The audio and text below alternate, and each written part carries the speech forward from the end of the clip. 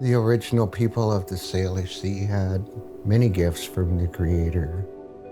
One of those gifts was the shwala, the reef net. The reef net is like a womb.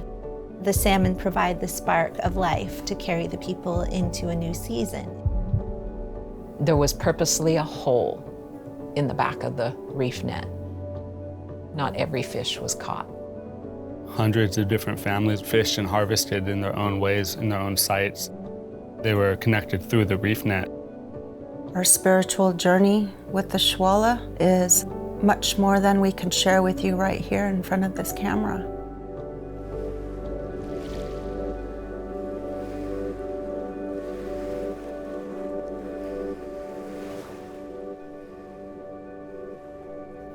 I believe in the truth. I believe that the state of Washington needs to be honest. 200 years is not a lot of time to do this much damage. The oceans tell a story. The salmon tell a story. Everything's telling a story right now, and nobody's listening. In Saanich, they call them the quintalis, the basket dancing stones. They say the old people used to be able to pierce the stones, and the stones would screech, and the song would come from the stone. The Creator threw the stones and created the islands for a people. The male stone is crying a little tear of joy, a heart-shaped symbol right here. It reminds me of Mount Baker because at the signing of the 1855 Point Elliott Treaty, they say the water that runs from Mount Baker are the teardrops of the mountain. The Treaty of Point Elliott is the treaty that the tribes north of Everett to the Canadian border were party to in January of 1855. Article 5 was known as the Subsistence Clause. It states in the articles that we will forever be allowed to fish in our usual and accustomed fishing stations.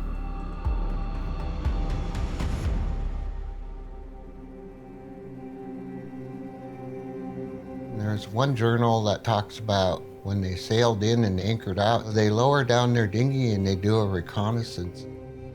It says upon closer observation, they observed the Indians operating this crude apparatus. That apparatus was our reef net. Salmon did not really become an integral part of the settler economy until the canning industry, which started on the Columbia River in the 1860s. Why was this reef net technology kept so secretive? It was really designed for this area, and it was such an abundance of wealth. When you're looking at a map, those tides will carry the sockeye into that channel, and then they'll hit those islands from the south. And that's where the reef nets will be set up. They became the richest hunter-gatherer tribe in the world, period, because of reef net fishing. And so they capitalized on it.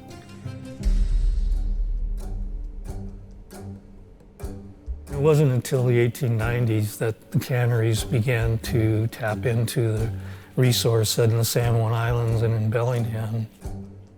Then they built the traps, of course, in front of all the reef net sites. The fish trap was actually modeled after reef nets, but they took the community participation out so that just one person, the cannery owner or the trap owner, was going to benefit. The state passed a law that said you couldn't have any fishing gear within 1,000 yards of a fish trap, which forced the Lummies out of Lego Bay. And the fish trap was a very efficient device. So efficient, they practically fished the salmon to extinction. It really does come down to a value system, from not valuing the salmon to finding out you can create a lot of money on them.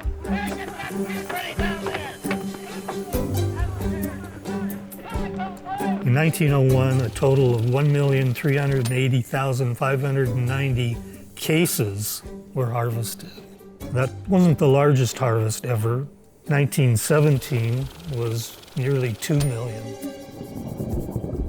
The fish traps are labyrinths, operating 24/7. If you don't tend the fish trap, the fish will just die in the middle of it because they can't get back out. That happened over and over and over again. The canneries would always catch more than they could handle. The stories that you hear is people who are reef netters would go out to the sites. Oh, there's a fish trap there. Paddle down and go out to the next site. There's a fish trap there. Go to the next reef net site. Fish trap there. If you were to walk on Lego Bay in 1920, it would stink so bad you wouldn't want to be on it, and you would have to pick your way through dead salmon. The Alaska Packers Association threatened a tribal member with a revolver. So Lummi brought the Alaska Packers Association to court. Our principal means of sustenance, especially during certain seasons of the year, is fishing. Several years ago, white men began to encroach on our grounds. Not satisfied with equal rights, they have yearly made additional obstructions to prevent our catching fish. They have driven us from our old camping grounds on the beach and have so treated us that we feel we must now appeal to you for assistance. We, the Indians of this reservation, do therefore earnestly pray that you will call upon the U.S. District Attorney of Seattle to prosecute those who are robbing us of our lawful rights.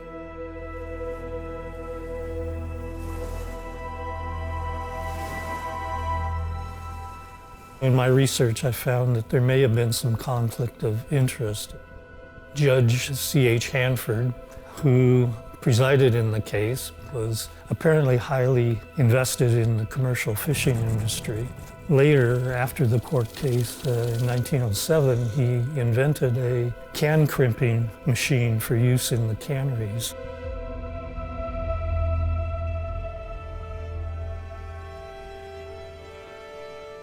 The fish traps went away in the 30s. Reef netting was reintroduced into Lego Bay, but mostly by white reef netters. By the time I came in the 70s, I don't believe there were any tribal fishermen at Lego Bay. The United States government signed a legal instrument guaranteeing that the sovereign people will have their technology. But the state of Washington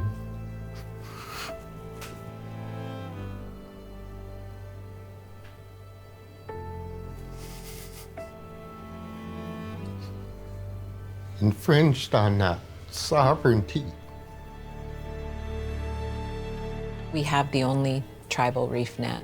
How are we going to bring this back to the children? They've got to know fishing to know our history and know our importance.